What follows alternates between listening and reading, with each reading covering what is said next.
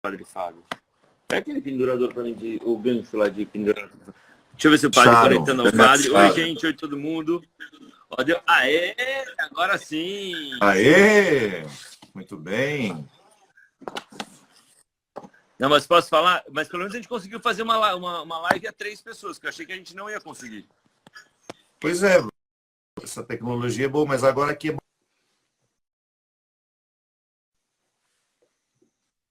E peraí que sumiu o som. Tá me ouvindo aí? Agora tô te ouvindo, pronto. Tô te ouvindo. Então tô te ouvindo também. Tô te ouvindo. Tô prendendo o telefone aqui no negocinho para ficar em pé sozinho, peraí. E agora eu tô bichão doido, agora ficou bom. Olha agora isso. Você tá. Bom, agora estamos... Mas eu estava te falando que um movimento na direção do outro, ele está sendo muito necessário. Agora, quando eu preciso fazer esse movimento que me coloca diante de mim, ele é mais difícil. E aí, por isso que eu estava lhe dizendo que às vezes isso é cíclico. Há dias em que eu tenho mais facilidade, há dias em que eu tenho menos facilidade disso. Então, é administrar um dia de cada vez, né, Luciano? Não tem como você fazer um projeto e dizer que vai ser assim. Está tudo muito instável, né? Tudo que era estável para nós, de repente, deixou de ser. São dois... Eu estou vivendo 2 mundos dentro da minha cabeça simultâneos. De um lado... A gente falou isso da outra vez, a Angélica falou essa frase no começo da pandemia, eu concordo 100%. Assim, a gente chegou no momento... Quantas vezes a gente não teve ao longo dos últimos anos, quando a gente via uma coisa que era muito assustadora, você fala, meu Deus do céu, onde é que esse mundo vai parar? E o mundo, de fato, parou. Parou, né? E aí, parou. Por um lado, acho que tem uma chance para a gente de aprendizado, do seu ponto de vista espiritual, familiar, ou seja, um tempo que você tem para, de fato, ficar com os seus, da porta para dentro, entender os seus valores. De um lado, tem essa tentativa que a gente tem que ter algum aprendizado pessoal sobre o que a gente está vivendo. Do outro lado, eu estou falando com você aqui, acabou de entrar aqui, ó, no meu celular, o Globo, 10 mil mortes. A gente passa de 10 mil mortes no Brasil hoje. Então, eu me angustio um pouco também. Eu acho que quando a gente fica muito nesse mundo da internet, padre, e ele está muito intenso nesse momento agora, você acaba vendo um mundo meio irreal. De um lado, um mundo muito polarizado, muito violento, muito tentando desconstruir o próximo e tal. E você desconecta um pouco da realidade, que ela é muito dura. Então, eu estou vendo pessoalmente, de um lado, uma coisa que eu estou tentando aprender, que é ficar muito com a família e estar ali muito pertinho, mas do outro lado uma angústia também em relação ao que está acontecendo lá fora e as dificuldades que as pessoas estão vivendo e o que vai acontecer depois. E o cara que tinha uma borracharia e que não, o negócio dele está quebrando, ou que tinha uma padaria. Assim, eu estou muito angustiado pela angústia das pessoas, sabe? O que a gente vê é que as pessoas estão enfrentando conflitos muito diferentes, né? Alguns muito concretos, que dizem respeito à própria sobrevivência, à sobrevivência de seus negócios, à sobrevivência da própria família. E também, Luciano, imagina o que deve ser administrar todas essas dificuldades com os conflitos emocionais, que são consequências, claro, mas a gente tem há pessoas que estão muito bem, do ponto de vista financeiro, não estão preocupados, mas emocionalmente também estão abalados. Então, hoje o mundo passa por um processo de muito sofrimento, que acaba abalando todo mundo, né? Não tem como a gente ficar indiferente à dor que dói no mundo. Não tem como a gente fingir que as coisas não estão acontecendo. Por outro lado, é aquilo que eu sempre lhe digo no particular. Eu admiro o otimismo. Eu admiro as pessoas que conseguem ter essa postura otimista, como é um amigo seu também, o Dr. Calil, conversei com ele essa semana, como fez bem às pessoas, Luciano, escutarem um médico que tem um pleno conhecimento da gravidade da situação, que esteve absolutamente envolvido desde o início, que adoeceu, que viveu como paciente o Covid-19 e tem um discurso muito otimista. Eu lhe digo isso sempre, né? Admiro o seu otimismo, a capacidade que você tem de inventar soluções para os problemas, de não fugir. Eu acho que isso que é o que vai nos manter vivos neste momento, em todas as dimensões. Seja ela daquele que está vivendo todas as restrições, seja aquele que está sofrendo o máximo do que a pandemia pode fazer sofrer, e seja também aqueles que estão mais tranquilos e que hoje precisam administrar somente o mal-estar emocional. O fato é que todos nós, meu amigo, estamos num mundo que de repente parou e literalmente estamos no mesmo barco. E vivendo, acho que quando o Brasil está experimentando uma coisa muito violenta, né? As pessoas não se dão conta, isso que me incomoda muito, assim, quando você fala de 10 mil mortes, e obviamente isso está subnotificado, assim, esse número é infinitamente maior do que os números oficiais, e o número de gente contaminada é muito maior também. Então, fica esse conflito de você tem que escolher entre a saúde e a economia, se um está mal, o outro não pode estar, e não é verdade, né? Você teria que estar planejando e estar organizado para que você pudesse cuidar da sua... Importa a vida, importa os negócios, tudo importa, nada tem... Você não pode ter nenhum tipo de desprezo, nem pelo sofrimento da vida humana, que esse é irreparável, esse é o mais caro, mas também você tem que entender o sofrimento de quem está perdendo seu negócio, quem está sem perspectiva. Então, esses sofrimentos não são excludentes. Agora, eu me coloco no lugar, quando eu vejo as pessoas desdenhando da questão da saúde, eu fico muito incomodado, porque eu me coloco no lugar dessas 10 mil pessoas, que são muito mais, que perderam alguém que amava por bicho, o negócio saiu de casa, foi no supermercado, pegou um vírus e morreu 4, 5 dias depois.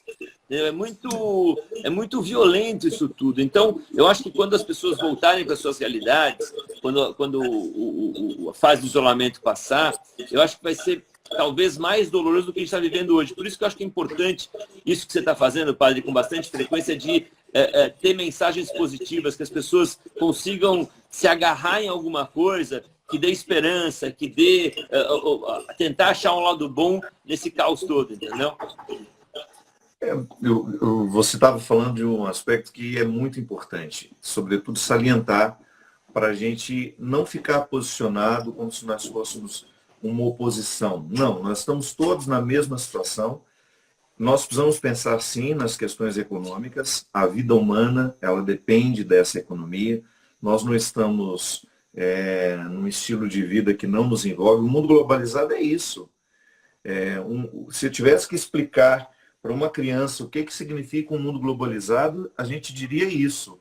Olha, um dia, numa aldeia no interior da China, alguém fez uma sopa de um morcego, ou sei lá, se comeu cru.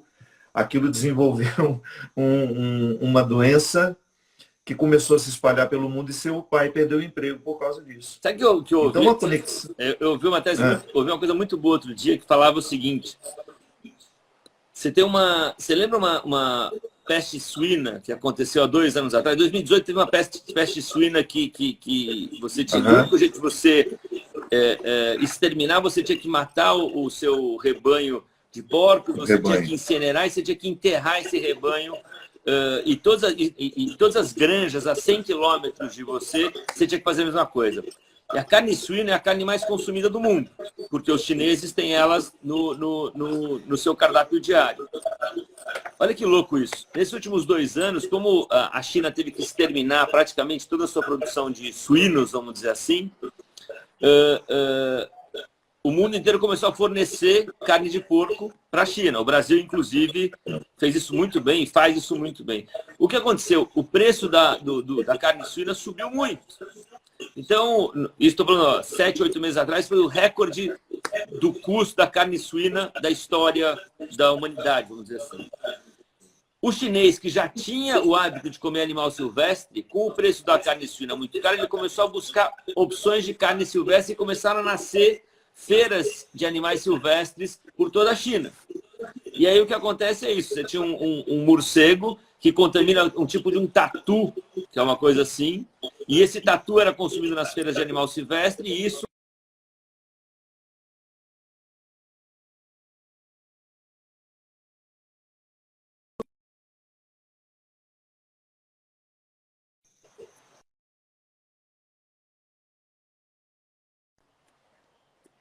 Padre Fábio, você me ouve? Eu ouvi porque o seu vídeo travou. Eu estou. Minha conexão. Seu vídeo travou. O meu voltou. Eu contei a história do porco da peste suína e acho que eles não gostaram. Aí eu escutei até que o tatu ele era consumido pelas pessoas. Então era ele que transmitia esse... Foi isso mais ou menos. Mas não sei porque eu contei essa história. Você falou alguma coisa, eu vou contar essa história, tô louco. Então, eu estava dizendo que se você tivesse que explicar para uma criança o que significa o mundo globalizado, você tem que contar uma historinha assim. Numa aldeia da China, alguém fez uma sopa com um animal que contaminou, aquilo virou uma doença, aquilo se esparramou pelo mundo e seu pai perdeu o emprego. Então, tudo está conectado. Tudo está numa conexão invisível que a gente não consegue identificar até que ponto ela nos prejudica ou ela nos favorece. O mundo globalizado é uma conquista? É, mas é também um grande prejuízo, né? Se você pensar que hoje o mundo todo paga pelos problemas que não são nossos, então nós entendemos que para o desenvolvimento social, para o desenvolvimento político, nós precisaríamos participar deste macrosistema onde tudo está interligado. Então hoje a gente vive as consequências disso. Nós estamos pagando um preço muito alto por sermos um mundo globalizado, onde a queda da Bolsa de Nova York interfere diretamente na nossa economia. É claro, os países que são as potências econômicas acabam prejudicando o resto do mundo com as suas fragilidades.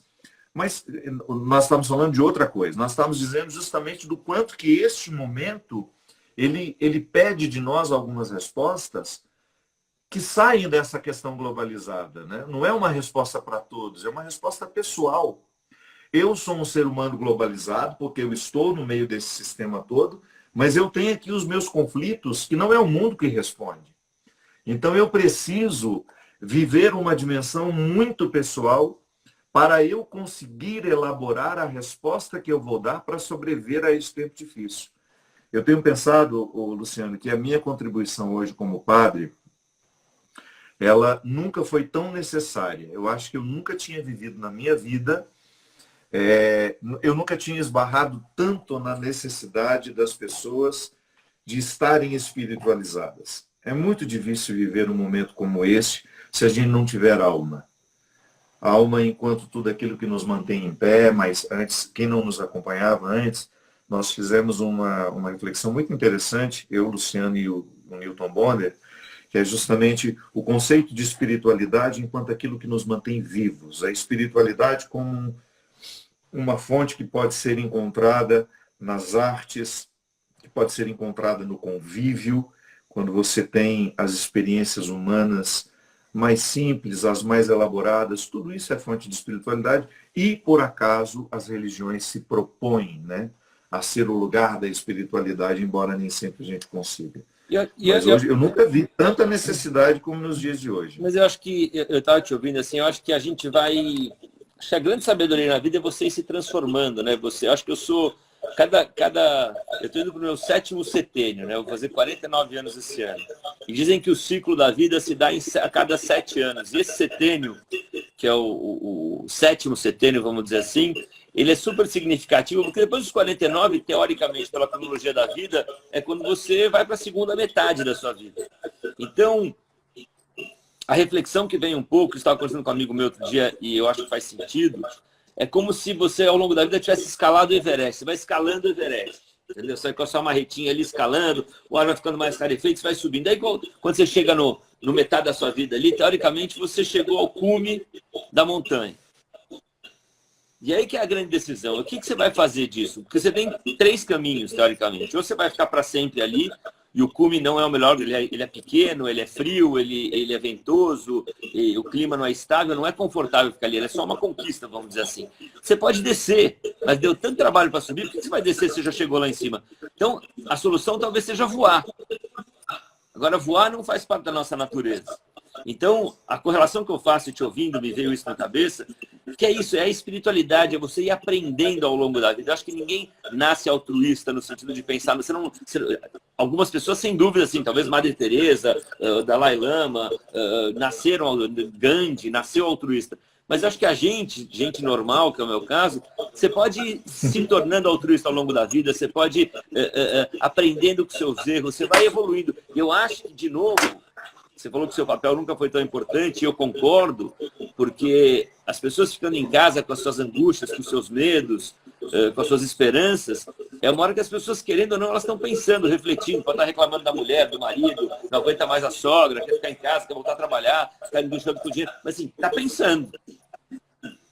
E é um dado interessante quando você fala que nós precisamos nos tornar altruístas, né? Está muito dentro de uma perspectiva que eu acredito muito, de uma antropologia que nos põe num processo de evolução. Então eu vou assumindo uma vida virtuosa à medida em que eu faço o cultivo das virtudes. Eu não fico virtuoso lendo livro, eu não fico paciente lendo o manual da paciência. Eu fico paciente convivendo com gente chata, com gente difícil. É ali que eu vou exercer, que eu vou aprender. O altruísmo não é, eu vou ler esse livro, eu vou me tornar uma pessoa mais sensível às necessidades dos outros. Não é isso, não. É sendo inserido. É convivendo com as pessoas necessitadas, com aqueles que te exigem, que você vai descobrir se você tem condições de ser altruísta ou não. Então, o processo de evolução, ele não se dá de maneira teórica. É claro que eu leio, eu tenho incentivado muito as pessoas à leitura nesse tempo de quarentena, porque é uma oportunidade que a gente tem de ficar acompanhado de gente mais brilhante do que nós, que é sempre bom assim. Eu gosto de ser amigo de quem me agrega, de quem me interfere naquilo que eu já sei, naquilo que desconstrói de alguma forma os meus paradigmas, porque eu gosto de gente que me faça crescer, que me incomode com suas perguntas, com suas dúvidas, que me incomode com o seu jeito de viver. E eu sei que você é assim também. Nós gostamos de ser incomodados por aqueles que, de alguma forma, estão vendo um mundo diferente de nós. Eu não vou ler apenas as pessoas que corroboram as minhas ideias. Seria uma ingenuidade, seria um prejuízo intelectual eu ficar fazendo uma leitura de quem somente confirma aquilo que eu já gosto de saber. Então, o altruísmo, a vida virtuosa, será sempre um deslocamento. Nós não somos naturalmente humanos. Nós não somos naturalmente generosos, nós não somos naturalmente pacientes. Nós temos dentro de nós umas dificuldades que são registradas, fazem parte da nossa constituição humana. Quando você fala que Teresa de Calcutá talvez teve uma facilidade maior que nós, pode ser que não, Luciano. Pode ser que ela tenha tido até mais dificuldades do que nós, só que ela foi uma mulher perseverante. Ela não se acomodou naquilo que ela já tinha alcançado de si. Né? A nossa tia Socorro, né, padre? Pois é, passou pela nossa vida tia Socorro. Em que momento ela se transformou naquela mulher maravilhosa? Depois de ter feito uma reelaboração da vida sofrida que ela teve. Tem gente que passa por uma vida sofrida e escolhe ser o quê? Rancoroso, magoado, chateado. E não há nada pior do que você ter de conviver com uma pessoa rancorosa, uma pessoa que escolheu a mágoa como uma regra de vida. Uma pessoa que se permitiu ser escrita pela mágoa. Tia Socorro, não tinha rancor naquela mulher, ela foi abandonada, ela foi espancada, ela foi prostituída, e ela interpretava tudo isso, ela contava essa história sorrindo. Isso só virava amor, isso ia potencializando o amor dela. Mas daí então, e você falou, me volta uma coisa que você falou antes, que talvez eu discorde de você, porque eu acho que o mundo nunca esteve tão interconectado, né? Você vê que uma marolinha ali vira um tsunami aqui. E eu acho que essa coisa eu acho que a solução das coisas está pela interconexão, está por estar globalizado, por estar interconectado. Eu acho que essa narrativa de que quem não está aqui não pertence a esse lugar, quem pensa diferente é meu inimigo, quem não compactua das minhas ideias não é bem-vindo. Eu acho que isso gerou uma disfunção no mundo nos últimos 10 anos, que criou narrativas muito, não só xenofóbicas, mas autoritárias, tendenciosas. Eu acho que a gente aqui, eu acho que é o contrário, esse momento do vírus, onde ele pega todo mundo, e a gente tem uma vantagem sobre o vírus, porque o vírus que estava na China não consegue conversar com o vírus que está aqui em São Gonçalo, mas o cientista da Fiocruz pode conversar com o cientista de Wuhan, lá de Wuhan, e trocar ideia. Então, eu acho que a gente tinha que aproveitar. Como é que a gente sai dessa pandemia com uma narrativa diferente? Como é que a gente sai dessa pandemia com uma coisa de fato interconectada, que o sofrimento alheio faz parte do meu sofrimento, que o problema que eu passei na rua, se eu vi ele, eu faço parte dele, e que o que está acontecendo na China conecta com o Brasil, assim, eu acho que a gente tem a chance de mostrar que a gente, de fato, tem que ter um olhar para todos, e não um olhar, ou seja, já que você não é daqui, você não pertence, você pode me trazer um vírus, você pode me trazer Claro. pobreza, você pode me trazer alguma coisa que não pertencia a esse lugar antes, entendeu? Não, quando eu te disse que quando eu olho para as consequências do mundo globalizado, eu não estou fazendo aquele resmungão que queria que fosse diferente, não. Eu só estou dizendo que é uma consequência. Nós escolhemos ser globalizados, é um caminho sem volta. Não há mais como eu fechar aqui na minha casa e dizer, olha, nós temos aqui uma moeda própria, nós não seguimos mais o horário de Brasília. Isso não existe. O que a gente precisa fazer é contornar um pouco das consequências nefastas da globalização, que é justamente o olhar para o que é particular. Por incrível que pareça, a melhor forma de ser global é você sendo inteiro naquilo que lhe é pedido particularmente, né? Então eu tenho um mundo que eu preciso administrar. Eu tenho uma situação que está diante dos meus olhos neste mundo globalizado. Então é a parte do mundo globalizado que me cabe. É que a gente é curador, com a quantidade de informação que você tem hoje, você é curador de si mesmo o tempo todo. Ou seja, e eu acho que uma das vantagens de você estar globalizado e conectado, tudo, é que você pode ver bons exemplos por aí e multiplicar esses bons exemplos. Tem tanta coisa legal acontecendo no mundo, tem tanta experiência dando certo, tem tanta coisa, inclusive em relação à pandemia também. Você vê que os padrões que a gente está usando aqui são diferentes de outros lugares que estão indo melhor que a gente. Então a gente tem que ter essa humildade para ser bom curador que está dando certo e seguir a ciência, a medicina, as coisas que são orientadas pelo conhecimento, que é uma... Aliás, as pessoas estão cegas para isso. É o que nos torna tranquilos hoje, é pensar que o mundo globalizado colocou os seus cientistas em busca da solução. Todo mundo. Que nós nunca estivemos tão atentos à importância da ciência. Muita gente nega a ciência, infelizmente, mas é isso. O mundo inteiro hoje está procurando uma saída saudável para isso. A gente sempre soube quanto ganham os jogadores de futebol, quais são os passos mais caros. A gente sempre se interessou pelas celebridades mundiais, pelas celebridades nacionais. Existe uma investigação diária. Quanto ganha aquela pessoa para fazer um comercial?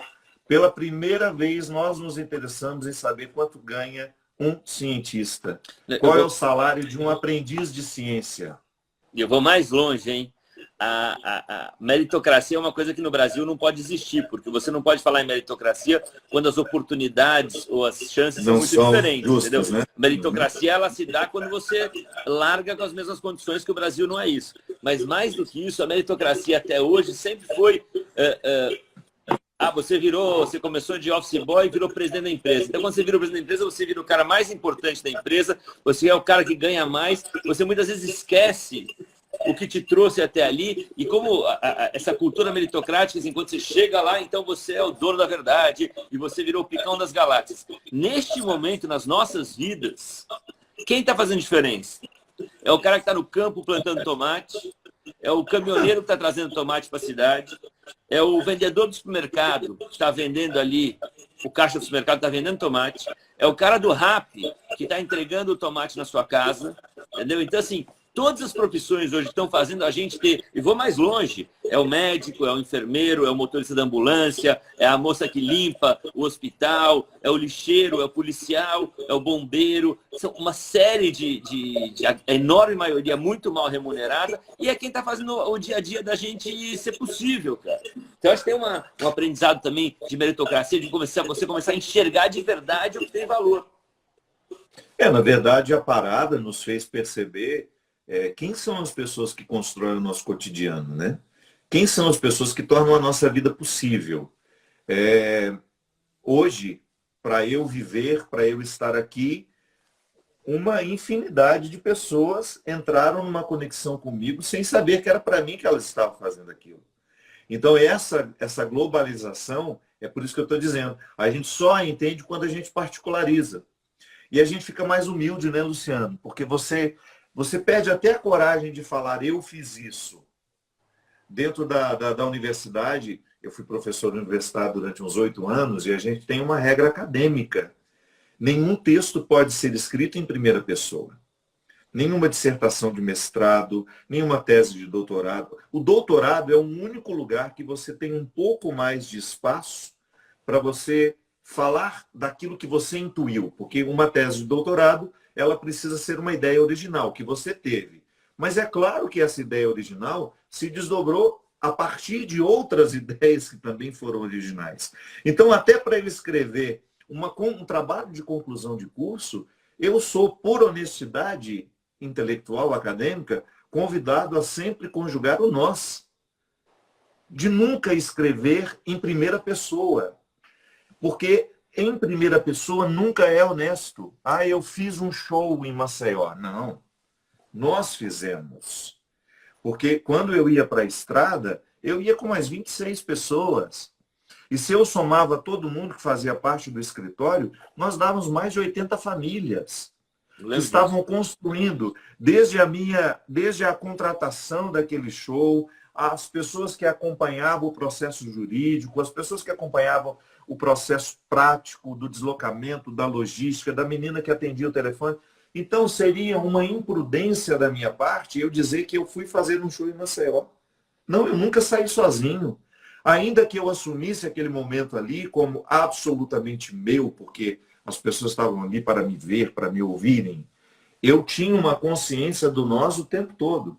Então, é muito bacana que este tempo nos acorde para essas necessidades. Algumas pessoas estão nos fazendo muita falta. Muita falta. Você certamente está tendo a oportunidade de, nesse momento da sua vida, perceber a importância de muita gente que você olhava e você não tinha essa noção. Eu tô morrendo de saudade. Minha turma do Caldeirão, eu tô morrendo de saudade, assim, porque tem um pouco isso que você falou.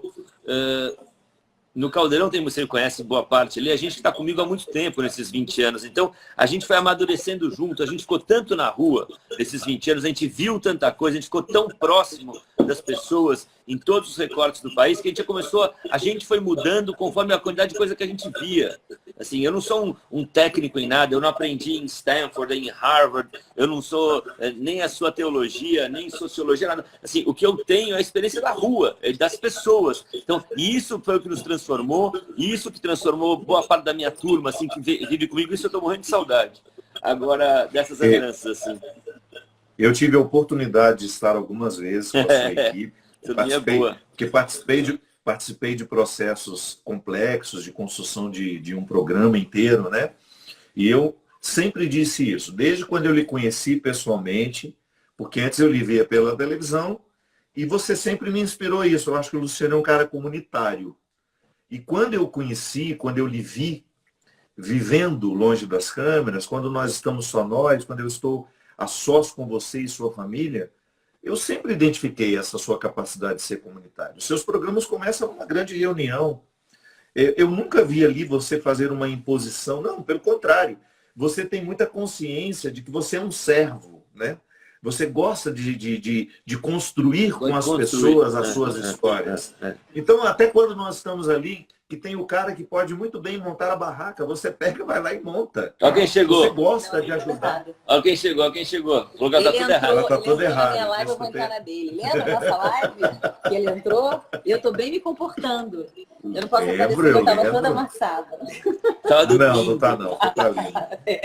Você tá linda. Olha só. Primeiro, tô com saudade, já falei isso 1000 vezes. E segundo, ontem eu tava com uma...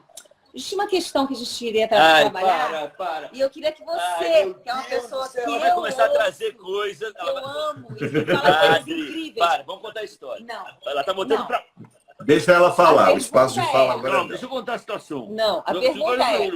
Você faz a pergunta, mas eu vou falar assim, ela está trazendo, como se chama? A gente discute relação, ela vai trazer para a live com o padre, mas vamos lá, vai. Gente, nada melhor do que o padre para resolver um problema. Eu estava tomando banho, tá? Se eu errar, você me fala que eu estou errado. Tá. Vem aqui atrás. Eu não vou dar opinião, ele vai ter que dar a dele, tá? Tá preparado? Fica no vídeo, Angélica. Tá preparado aí, padre? Ela tá soltando cabelo. Estou soltando cabelo para cobrir o rosto. É para encerrar. Essa encerrar que a gente tá uma hora falando aqui já. Padre, mas eu vou falar com a situação, tá? Começou com uma crítica à minha pessoa, mas não vou entrar na crítica. A Angélica, ontem, a nossa discussão é a seguinte, que o mundo estava dividido em duas coisas só.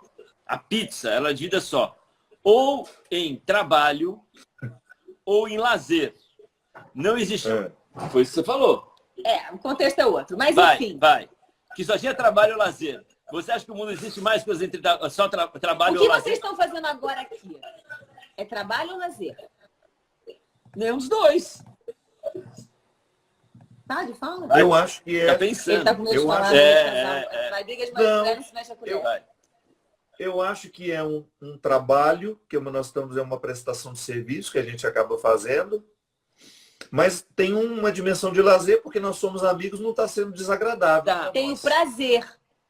Tá, mas quando você vai... Então, assim, você acabou de falar que você está usando a pandemia agora para ler. Você não falou isso? Você está incentivando a leitura e tal. Falei. Quando você vai ler um teólogo que não pensa como você, isso é trabalho ou isso é lazer? É trabalho. Trabalho? Não é.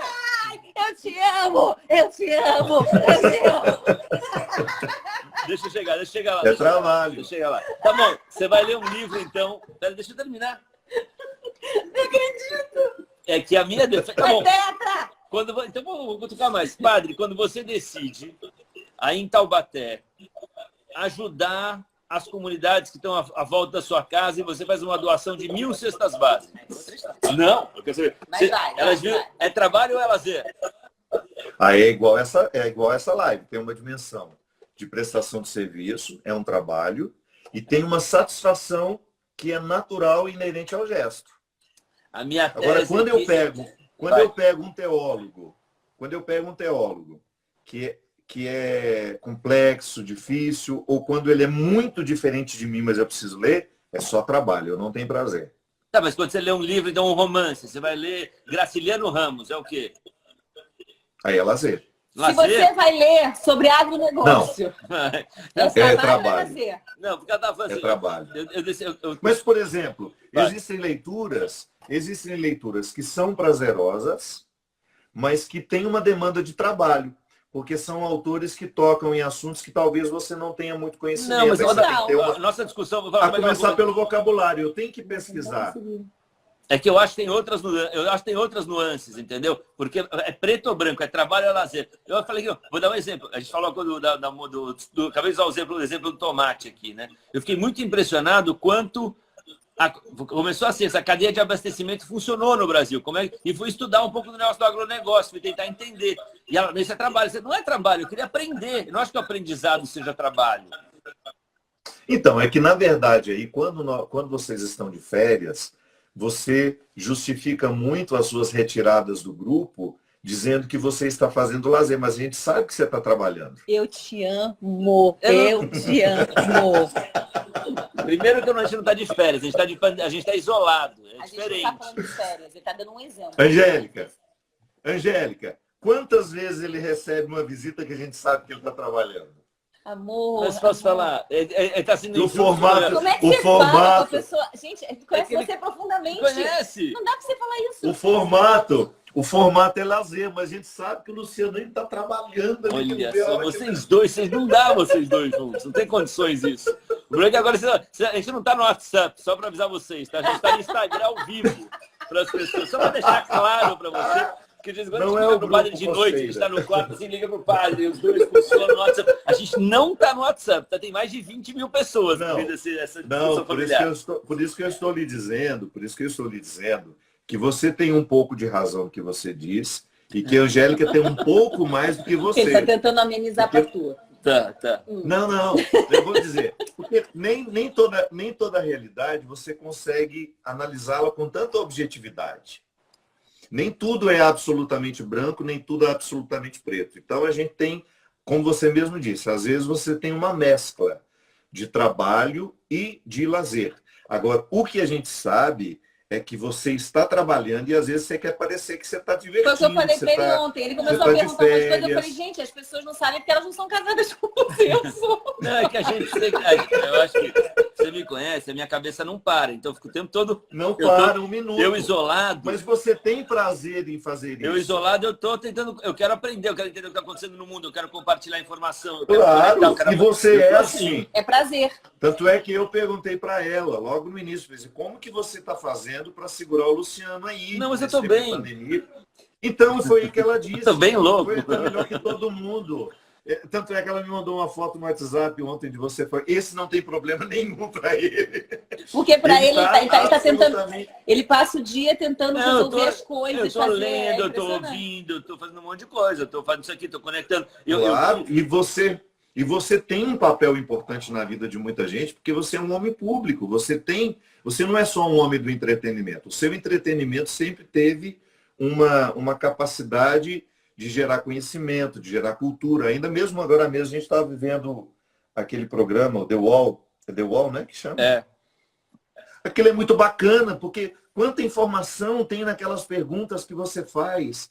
Então, tem toda uma dimensão que gera conhecimento nas pessoas. E você é um cara que tem um comprometimento com tudo isso. Ninguém vai... É igual eu falei, existem pessoas que são verdadeiras marcas. Mas eu acho que a gente tinha Se as pessoas olham para você e não lhe vê fazendo alguma coisa, Luciano, é ruim. Porque se você parar, muita gente fica, meu Deus do céu. É que eu gostaria... A minha conclusão, eu gostaria que a gente saísse dessa pandemia...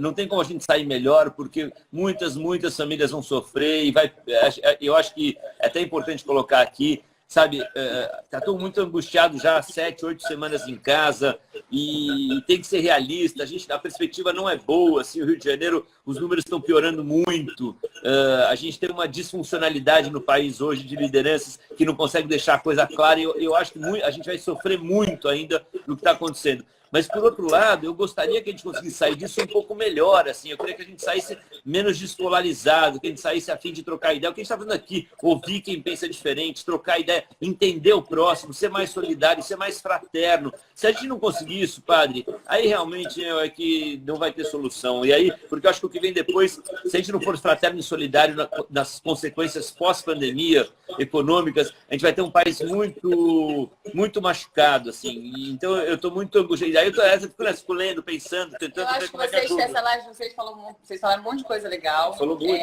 então uma hora. Também foi muito legal. Foi legal. Eu acho que a gente, a palavra-chave disso aqui que vocês conversaram e tudo é olhar para o lado. De algum jeito o padre falou isso, o Newton acabou falando de algum outro jeito também, você falou também.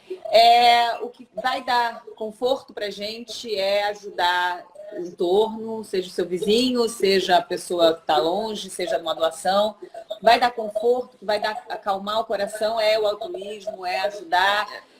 E acho que o que sobra dessa pandemia de bom será isso também, porque a gente vai ver o prazer que tem você ajudar o outro. E a gente vai manter isso, e acho que isso é que vai ficar, assim, né, de bom. Porque muita coisa ruim vai sobrar também. Mas acho que pode sobrar de bom é isso, é o altruísmo nas pessoas verdadeiramente, não sendo só uma palavra que a gente ouve e que, é legal. Mas... O padre falou isso dos valores, isso é muito bom. Padre, tá bom, a gente falou, olha, você falou 1h15 aqui, não? Vocês falaram, hein? A gente teve o Antigo Testamento e o Novo. O Novo está durando muito. Agora, o que eu acho interessante é que nós precisamos também nos educar para a solidariedade.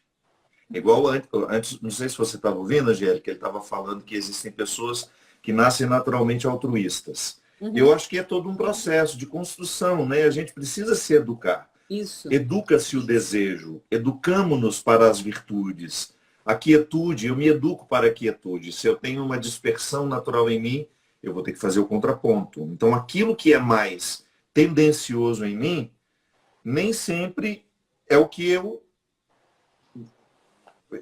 vou querer. Né?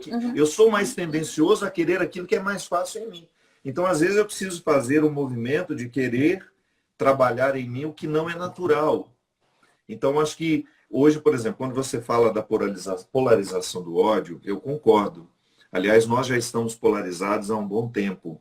E nós estamos ficando cada vez menos país, menos comunidade humana, por causa desse excesso de polarização. Então, a gente também precisa se educar para essa solidariedade que desfaz um pouco a polarização. Eu preciso ser mais solidário com o outro.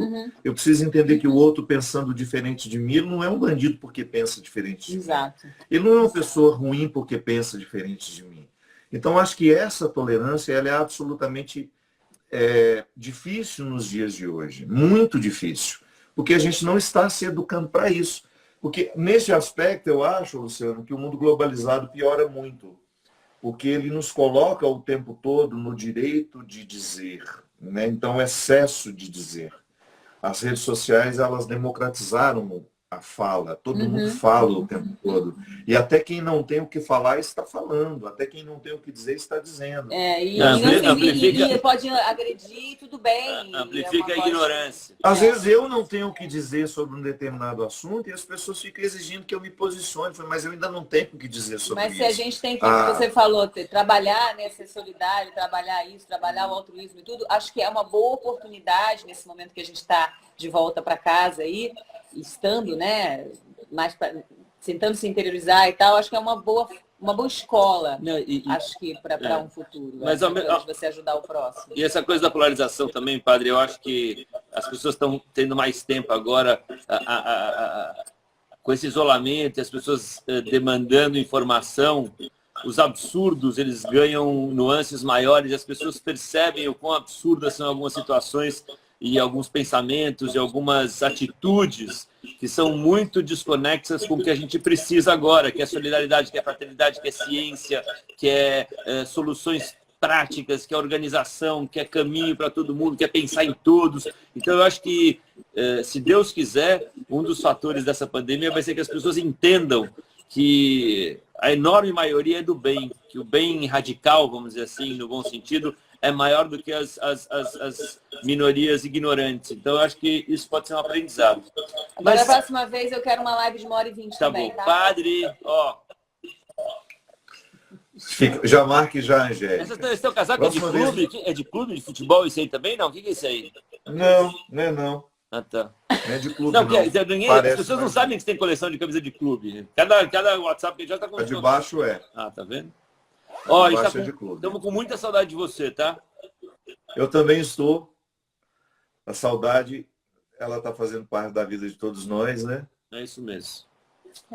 Ó, obrigado a todos. Sempre muito bom estar com vocês. Ó, muitos comentários, obrigado a todos que comentaram. Padre, ó, fica com Deus aí. Obrigado pela amizade, amor, carinho, compaixão, gentileza, tudo que você carrega em você. Eu que agradeço, viu? Obrigado mesmo por me permitir estar perto e, de alguma forma, ajudar. Você me ajudar e eu também. Você nos ajuda demais. Amanhã tem missa, né? Que horas é missa? Amanhã temos missa. 11? Amanhã vai ser às 11. 11. Tá, estaremos lá. 11 da manhã. Muito bem. Quero agradecer ao Rabino Newton Bonder também, que participou no começo aqui. Foi ótimo, viu? Eu adoro as histórias que ele conta. Ele sempre faz passagens muito interessantes. Eu gosto de ouvir as histórias dele. Ele é maravilhoso. Uma inteligência que merece sempre ser ouvida. Amém. Tchau. Fica com Deus, Padre. Angélica, parabéns pelo Dia das Mães. Dá um beijo na Angelina por mim. Ai, olha, obrigada. Muito obrigada. E manda um beijo pra sua mãe também, tá? Manda um beijo pra sua mãe. Pode deixar, dona Ana. Vou falar. Dona Ana tá aí, tá com você em Taubaté, não? Não, ela tá lá em Uberlândia. Não deu tempo de trazê-la. Mande beijo pra dona Ana, então, tá? Obrigado. Beijo, tchau. Amo vocês. Tchau. Também. Amor, eu nem sei que eu tô feliz. Olha, o Padre ajudou.